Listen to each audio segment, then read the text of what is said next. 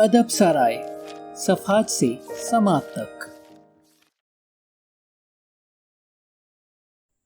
Now you can support us with Easy Paisa and Jazz Cash. We'll accept anything from as low as 1 rupee to as much as you like it. And please, do not forget to subscribe and share us. अब तक के साथ और ताउन का शुक्रिया। मज़ीद ताउन के मुंतज़र। अदब सराय जीने की वजह, बाब नंबर 8। नरम अंदाम हरकत करें, ज़्यादा जिंदा रहें। Gentle movements longer life. मशरकी इलाकों से ताल्लुक़ रखने वाली वर्जिशें जो सेहत और लंबी उम्र को फ़रोग़ देती हैं। Exercise from the east that promote health and longevity. Blue zone से होने वाली तहकीकात ने ये आश्कार किया है कि ज़्यादा देर तक वो लोग जिंदा नहीं रहते जो ज़्यादा वर्जिश करते हैं, बल्कि वो ज़्यादा देर तक जिंदा रहते हैं जो मुतहरिक ज़्यादा होते हैं। जब हमने ओगमी का दौरा किया, वहाँ हमने देखा कि 80 और 90 साल से ज़ायद उम्र के लोग भी बहुत मुतहरिक और एक्टिव थे। ख़ास बात ये थी कि वो घर पर फजूल बैठकर खिड़की से बाहर नहीं देखते थे, ना ही बस में बैठकर अखबार पढ़ते थे।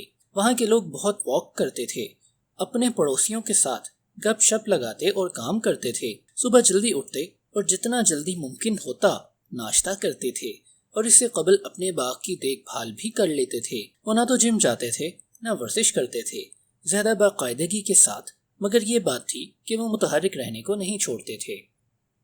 जितना कुर्सी से दूर उतना ज़्यादा आसान, पुरसुकून। As easy as getting out of your chair. Metabolism Gaza का जिस्म का हिस्सा बनने का अमल 90% तक नुकसान और कमी का सबब बनता है जब आप 30 मिनट तक बैठे रहते हैं, जो आपकी शरियानों में ख़राब चर्बी होती है, जो आप उज़लात में मुंतक़ल करते हैं, जहां वो जाकर ख़त्म हो जाती है। वो अमल सुस्ती का शिकार हो जाता है। 20 मिनट्स के बाद अच्छा कोलेस्ट्रॉल भी 20% तक गिर जाता है। सिर्फ 5 के लिए उठने और हरकत करने से चीज़ें दोबारा से चालू हो जाती हैं। ये चीज़ें बहुत ही ज़्यादा आसान हैं। एक डॉक्टर के मुताबिक ये चीज़ें बेवकूफ़ हैं, जो इसने 2015 में एक इंटरव्यू में कहा था। एक माहिर अमराज और एक बैनुल अक़वामी तंजीम के डायरेक्टर ने एक इमारत को इसी काम के लिए वक्फ किया कि वहाँ लोगों को ये शऊर दिया जाए कि बैठे रहना सेहत के लिए किस तरह नुकसानदेह है। अगर आप किसी शहर के बाशिंदे हैं तो आपके लिए फितरी और सेहत बख्श माहौल में सैर व तफरीह करना एक महाल अमर है, मगर इसी वजह से लोग वर्जिश की तरफ गए कि चलो यही इनको वो फ़वायद मुहैया कर सके और सदियों से इनकी सेहत के लिए मुफीद हो। ये ऐसी मशकें हैं जो जिस्म के लिए सदियों से फ़ायदेमंद साबित हैं। जिस्म और दिमाग और रूह को तवाज़ुन में लाने के लिए मशरकी मज़ामीन और दस्तूर मगरबी इलाकों में काफ़ी हद तक मारूफ हो चुके हैं, मगर इनकी असलियत वाले ममालिक में वो इनको उम्रों से सेहत को फ़रोग़ देने के लिए इस्तेमाल करते रहे हैं। योगा असल में इंडिया से है, मगर जापान में भी बहुत मशहूर है। इस तरह चाइना के चंद दूसरी तालीमात जो दिमाग और जिस्म में हम आहंगी पैदा करने का बेहतरीन ज़रिया हैं, ताकि आप दुनिया को और ज़िंदगी को खुशी और मुसरत से खुश आमदीद कर सकें। इनको जवानी के असल फ़वाइद समझा जाना है और साइंस ने भी इस दावा की तस्दीक की है। ये नर्म मशकें सेहत से मुतल्लिक गैर मामूली फ़वाइद की पेशन गोई करती हैं और ख़ास तौर पर इन बूढ़े अफराद के लिए ज़्यादा मुफीद हैं जिनके पास सेहतमंद रहने के लिए बहुत कम वक्त होता है। चाइनीज़ ताई ची दूसरी चीज़ों के अलावा एक अहम काम ये करता है कि बहुत सी बीमारियों की राह में रुकावट बन जाता है और इसी से पट्ठों की सख्ती को नरमी मैसर आती है। इसके जज्बाती फ़वाइद में सबसे अहम फ़ायदा ये है कि ये दबाव और डिप्रेशन के ख़िलाफ़ तहफ़्फ़ुज़ फराहम करता है। अब आपको हर रोज़ 1 घंटे के लिए जिम जाने या फिर मैराथन में दौड़ लगाने की ज़रूरत नहीं है, जैसा कि जापान के सुपर सेंचुरियंस ने हमें दिखाया। आपको चाहिए कि अपने दिन में खुशगवार लम्हात को दाखिल करें और इन मशरकी मशकों में से किसी एक पर पाबंदी से कारबंद हो जाएं, जो कि आपकी मंजिल का आसान तरीन रास्ता है। यही ज़िंदगी में फ़वायद को शामिल करेंगे, क्योंकि ये तमाम बहुत उम्दा मराहिल हैं। और जैसे कि हमने बाब नंबर 4 में देखा, ये तालीमात अगर अपने तमाम उसूलों के मुताबिक और बाकायदगी से हों तो आपको बहाव की तरफ ले जाने में मददगार होंगी। अगर आपको इन तालीमात में से या मशकों में से کوئی بھی پسند نہ آئے تو پریشان نہ ہو، بلکہ کسی بھی مشق کا انتخاب کر لیں جو آپ کو پسند ہو اور جس میں آپ متحرک رہیں۔ آگے آنے والے صفحات میں ہم ان مشقوں میں سے چند پر بحث کریں گے جو صحت اور لمبی عمر کی ضامن ہوں گی، مگر سب سے قبل تھوڑا سا رک جائیں۔ آپ کے دن کے آغاز کے لیے یکساں طور پر جاپانی ورزش سے آغاز کریں۔ ریڈیو ٹائسو، یہ ایک صبح کی گرم جوشی اور جسم کو حرکت دینے کی مشق تقریباً دوسری جنگ عظیم سے کچھ قبل ہی شروع ہوئی تھی۔ جیسا کہ لفظ ریڈیو سے معلوم ہو رہا ہے، یہ اصل میں ورزش صبح کے وقت ریڈیو پر چلنے والی ورزش کی نشریات ہوتی تھی جو لوگوں کو ورزش کے لیے سٹیپ بتانے کے لیے چلتی تھی۔ آج بھی لوگ ٹیلی ویژن یا انٹرنیٹ پر ویڈیو دیکھ کر اس پر عمل کر سکتے ہیں۔ اس ریڈیو پر کروائے جانے والی ورزش کا ایک مقصد تو یہ ہوتا تھا کہ امیدواروں کو اتحاد کی روح سے اجاگر کیا جائے۔ ورزش ہمیشہ گروپ کی صورت میں کی جاتی تھی، عام طور پر اسکولوں میں کلاس شروع ہونے سے قبل، اسی طرح دفاتر میں کام کے آغاز سے قبل۔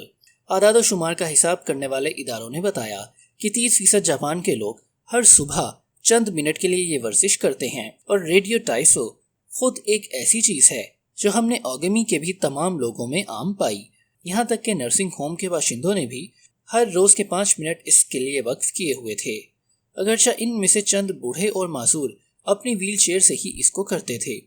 ایک دن ہم نے بھی ان کو اس ورزش میں جوائن کیا اور پھر سارا دن اس کے اثرات سے محظوظ ہوتے رہے۔ جب یہ مشق ایک گروپ کی صورت میں کرنی ہو تو اس کے لیے یا تو ایک کھیل کا میدان ہو یا پھر کوئی خالی اور بڑا ہال ہو، اور کسی بھی لاؤڈ سپیکر کا اس میں انتظام بھی ہو۔ ورزش کرنے میں 5 سے 10 منٹ استعمال ہوں گے۔ یہ اس بات پر منحصر ہے کہ آپ اس کو کرتے ہیں یا پھر اس کو نہیں کرتے۔ وہ متحرک توجہات کو ایک طرف لگانے اور مشترکہ نقل و حرکت میں اضافہ پر توجہ دیتے ہیں۔ ریڈیو ٹائسو مشقوں میں سے ایک بڑی مشہور مشق ہے جس میں آپ اپنے ہاتھ کو اوپر اٹھاتے ہیں اور پھر سرکل کی صورت میں واپس نیچے کو لاتے ہیں۔ یہ ایک عمل ہے جسم کو بیدار کرنے کے لیے اور ایک آسان نقل و حرکت والی ورزش ہے جس کی شدت کم ہے اور جو زیادہ سے زیادہ جوڑوں کو حرکت دینے والی چیز ہے۔ اگرچہ یہ بنیادی نظر آتی ہے، مگر ہمارے جدید زمانے میں اگر ہم غور کریں تو یاد آئے گا کہ ہم نے مدتوں گزار دیے ہیں کہ ہاتھوں کو کانوں تک نہیں اٹھاتے۔ اس کے بارے میں غور کریں کہ ہمارے ہاتھ اس وقت بھی نیچے ہوتے ہیں جب ہم کمپیوٹر چلاتے ہیں، جب ہم موبائل چلاتے ہیں، جب ہم کتاب پڑھتے ہیں۔ صرف جب ہمیں کہیں سے کچھ اتارنا ہو تو ہم اپنے ہاتھوں کو اوپر کو لے جاتے ہیں، جبکہ اس کے مقابلے میں ہمارے بزرگ اکثر اوقات اپنے ہاتھوں کو اوپر اٹھا لیتے ہیں درختوں سے کچھ توڑنے کے لیے۔ اسی لیے ریڈیو ٹائسو ہمیں تمام بنیادی جسمانی حرکتوں کی طرف مائل کرنے میں مددگار ہے۔ یوگا جاپان میں بھی اسی طرح مشہور ہے جس طرح کے مشرق میں معروف ہے۔ یوگا کی مشق ہر کوئی کر سکتا ہے۔ اس کے کچھ پوز تو ایسے ہیں جو حاملہ عورت کے لیے مفید ہیں اور کچھ دوسرے بہت سے جسمانی امراض رکھنے والے لوگوں کے لیے مفید ہیں۔ یہ اصل میں انڈیا سے ہے، جس کو صدیوں پہلے وہاں پر دماغ اور جسم کے عناصر کے درمیان ہم آہنگی پیدا کرنے کے لیے استعمال کیا جاتا تھا۔ لفظ یوگا اصل میں سنسکرت کے لفظ یوکی سے لیا گیا ہے، جو اصل میں اس لوہے یا لکڑی کے ٹکڑے کو کہا جاتا ہے جس پر جانور باندھ دیا جائے، یا پھر ہل کو کھینچنے کے لیے بیل کے کندھوں پر ڈالی جانے والی پلی کو کہا جاتا ہے۔ آج بھی یوگا دماغ اور جسم کو ایک سمت اور ایک طرح سے چلانے کے لیے استعمال ہوتا ہے۔ ہم آہنگی کے ایک صحت مند طرز زندگی کی طرف ہماری رہنمائی کرتا ہے۔ اس دنیا ہی کی مدد سے ہمارے ارد گرد پھیلی ہوئی ہے۔ یوگا کے بنیادی مقاصد میں درج ذیل چیزیں شامل ہیں۔ ہمیں اپنی انسانی فطرت کے قریب کر دیتا ہے، دماغی اور جسمانی شفافیت، روحانیت اور جنت کے قریب کر دینا۔ یوگا اور مراقبہ ایک ہی معنی میں مستعمل ہو سکتے ہیں۔ یوگا کا طرز، the style of yoga، اگرچہ سبھی اس طرح کے اہداف کی طرف مبنی ہیں۔ یوگا کی بہت سی اقسام موجود ہیں جو سب کی سب ان روایات اور نصوص کے مطابق ہیں جن سے ان کی ترقی ہوئی ہے یا پھر وہ آئی ہیں۔ جیسے کہ ماہرین کہتے ہیں کہ ان کے طریقوں میں پایا جانے والا اختلاف اصل میں ہمارے سرف کو بہت زیادہ بلند کرنے اور اس کو موافقت فراہم کرنے کے لیے ہے۔ نمبر 1، جنا یوگا، حکمت کا یوگا، جس میں آپ نظم و ضبط اور ذہنی نشوونما کے طالب ہوں۔ نمبر 2، کارما یوگا، عمل پر فوکس کرنا، اپنی ذمہ داریوں اور اپنے کاموں پر فوکس کرنا ہو جو آپ کی ذات اور معاشرے دونوں کے لیے بے حد مفید ہوں۔ نمبر 3، بھکتی یوگا۔ نمبر 3، بھکتی یوگا، روحانیت کے آگے خود کو پیش کر دینا، سر تسلیم خم ہو جانا۔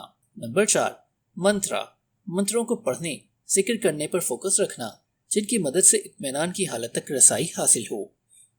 نمبر 5 کنڈلینی یوگا، مطلوبہ ذہنی حالت تک رسائی کے لیے تگ و دو کرنا۔ نمبر 6 راج یوگا، جس کو شاہی راستہ بھی کہا جاتا ہے، اپنے اور دوسروں کے ساتھ میل جول حاصل کرنے کے لیے تیار کردہ متعدد اقدامات پر مشتمل ہے۔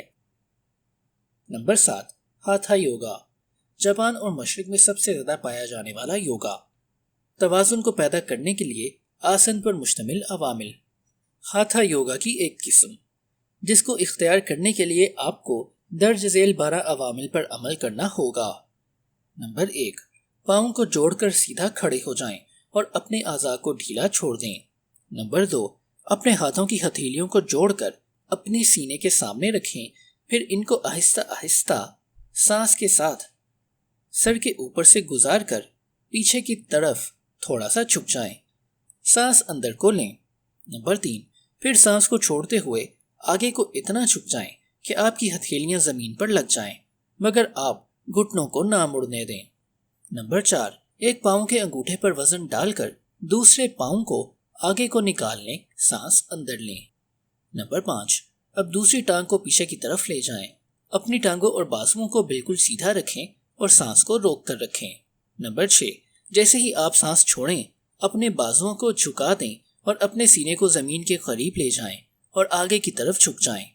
اب اپنے گھٹنوں کو بھی زمین پر ٹکا دیں۔ نمبر 7 پھر ٹانگوں کو زمین پر رہنے دیں اور کمر کو، بازوؤں کو سیدھا کھڑا کرتے ہوئے اوپر کی طرف موڑیں، یعنی آدھا جسم زمین کے ساتھ رہے، اور اب سانس اندر لیں۔ نمبر 8 اپنے ہاتھ اور پاؤں زمین پر لگا دیں اور کولہوں کو اوپر کی طرف اٹھا دیں، یہاں تک کہ آپ کے بازو بالکل سیدھے ہو جائیں اور جسم کی حالت الٹے وی تک ہو جائے۔ چند منٹوں کے لیے سانس چھوڑ دیں۔ نمبر 9 ایک ٹانگ کو موڑ کر پیٹ سے لگا کر آگے کی طرف لگا دیں اور دوسری کو پیچھے سیدھا رہنے دیں، دونوں ہاتھوں کو زمین پر رکھیں اور سانس اندر لیں۔ نمبر 10 اسی طرح سانس چھوڑیں اور آگے لائی ہوئی ٹانگ کو پیچھے کی طرف لے جائیں اور ٹانگوں کو سیدھا کر دیں۔ نمبر 11 اپنے بازو ہتھیلیوں کو جوڑ کر اپنے سر سے اوپر کو اٹھائیں اور اپنی کمر کو آہستہ سے جھکاتے جائیں، یہاں تک کہ ہاتھ زمین سے لگ جائے جب آپ سانس اندر کو لے کر جائیں۔ نمبر 12 اپنے بازوؤں کو ان کی نارمل حالت میں لے جائیں، ہاتھوں کو جوڑ کر گویا چوٹی کی شکل بنا لیں اور سانس خارج کریں۔ اب آپ ایک اچھے خوشگوار دن کے لیے تیار ہیں۔ ادب سرائے۔